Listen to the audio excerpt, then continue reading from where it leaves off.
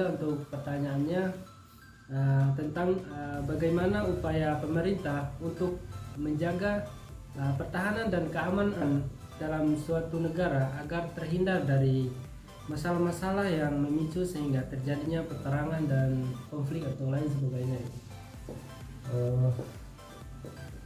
Pertanyaan yang cukup menarik. Jadi upaya untuk bagaimana menjaga stabilitas keamanan negara untuk terhindar dari konflik ataupun ancaman-ancaman dari negara luar.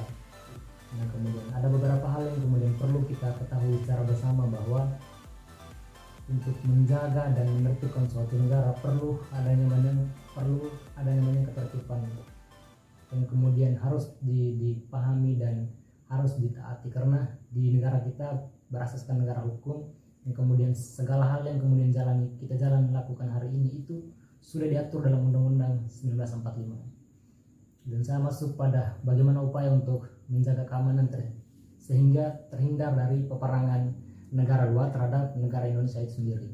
Kemudian ada beberapa hal yang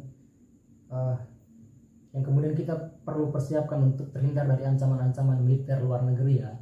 Ada beberapa hal yang kemudian kita harus tahu dan pahami bersama, bahwa yang pertama itu agresi militer oleh negara lain, itu yang pertama. Terus pelanggaran wilayah oleh negara lain, aksi teror bersenjata, gerakan separatis, pemberontakan bersenjata, perang saudara, gerakan makar. Jadi hal-hal itu yang kemudian perlu kita ketahui. Jadi ada beberapa macam yang kemudian bentuk serangan ya dari pihak terorisme militer yang kemudian memiliki hal jahat terhadap kita. Nah, yang kemudian untuk hal-hal yang perlu diperhatikan dalam stabilitas keamanan negara yang memperkuat keamanan itu, hal yang pertama itu memperketat pembatasan negara dengan negara lain.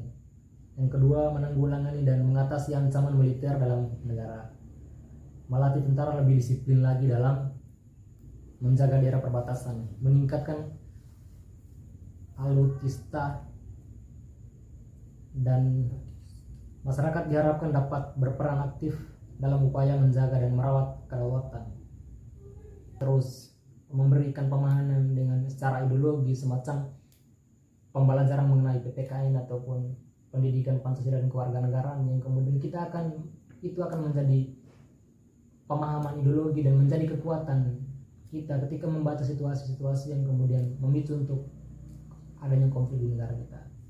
Dan saya pribadi pun sebagai warga negara, tentunya sebagai masyarakat pun kita tidak mau gitu negara luar masuk dengan serta-merta dan tidak ada lintas koordinasi yang jelas dari pimpinan atas negara lain dengan negara kita.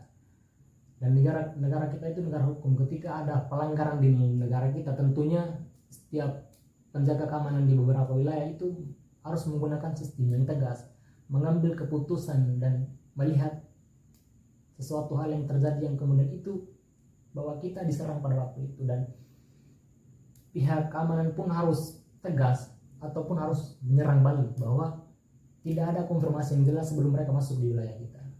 Kira-kira seperti itu. Dan terima kasih sebelumnya karena malam ini kita sudah bercakap-cakapan. Selebihnya saya kembalikan. Assalamualaikum warahmatullahi wabarakatuh. Assalamualaikum warahmatullahi wabarakatuh. Waalaikumsalam warahmatullahi wabarakatuh. Mohon maaf sebelumnya Kak, saya ingin izin minta waktunya sebentar. Ya boleh, ini bisa saya bantu. Sebelumnya perkenalkan, nama saya Arya Ahmad Watoni dari Universitas Muhammadiyah Mataram. Ya. Kebetulan saya diberi tugas oleh dosen saya untuk mewawancarai terkait masalah hukum internasional, yang di mana dalam hukum internasional ini cuman ada dua yang saya mau tanyakan. Adapun pertanyaannya, bagaimana pertahanan negara berdasarkan amanat undang-undang? Oh jadi gini loh Dek, membahas terkait masalah pertahanan negara itu sudah diatur dalam Undang-Undang Republik Indonesia Nomor 23 Tahun 2019, yang dimana sudah diatur dalam undang tersebut ada 4 aspek yang sudah dibahas dalam undang-undang tersebut. Yang pertama, nah bagian pertamanya, catat, Bagian pertamanya, bahwa setiap warga negara berhak dan wajib ikut serta dalam usaha pertahanan dan keamanan negara, sebagaimana diamanatkan dalam Undang-Undang Dasar Negara Republik Indonesia tahun 1945. Itu bagian yang pertamanya.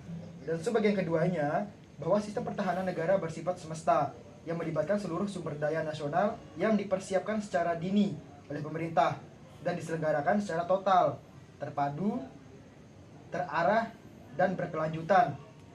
Untuk apa? Untuk menegakkan kedaulatan negara, menjaga keutuhan wilayah dan keselamatan segenap bangsa dari segala bentuk ancaman. Itu sebab kedua. Dan bagian yang ketiganya, bahwa Undang-Undang Nomor 3 Tahun 2002 tentang Pertahanan Negara mengamanatkan mengenai usaha bela negara, komponen cadangan dan komponen pendukung diatur dengan undang-undang. Dan bagian terakhir, bahwa berdasarkan pertimbangan sebagaimana dimaksud dalam huruf A, huruf B, dan huruf C, perlu membentuk undang-undang tentang pengelolaan sumber daya nasional untuk pertahanan negara. Jadi cuma 4 aspek itu yang sudah dibahas dalam undang-undang untuk mempertahankan negara yang telah diatur dalam Undang-Undang Republik Indonesia Nomor 23 Tahun 2019. Nah, cuma itu deh. Dalam hal pertahanan dan keamanan negara maupun luar negeri, siapakah yang wajib menjaga dalam hal tersebut?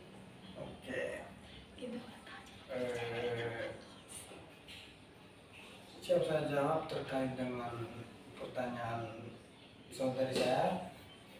Nah, dalam hal ini terkait dengan siapa yang akan kemudian menjaga lingkungan, menjaga pertahanan negara, ya tentunya kan secara toksiket ya atau pekerjaan masing-masing itu ada yang namanya Menteri Pertahanan.